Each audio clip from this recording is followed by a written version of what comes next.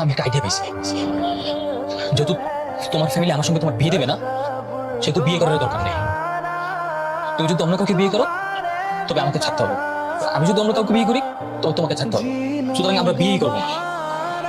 তুমি বিয়ে করবে না, আমিও বিয়ে করবো না। কি দরকার বলো বিয়ে করার? কি দরকার এভাবে পর হয়ে যাওয়ার? কোনো দরকার নাই।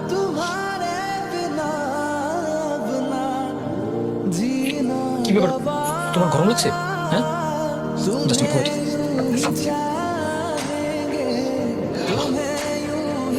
তোমার জন্য তোমার কোনো কষ্ট আমার সহ্য হয় না। তোমার মধ্যে সব বললেও আমার খারাপ লাগে। পৃথিবীর সমস্ত সুখ তোমার জন্য হওয়া উচিত। তোমার হাসি মুখ সবসময় আমার মন ভরিয়ে তোলে।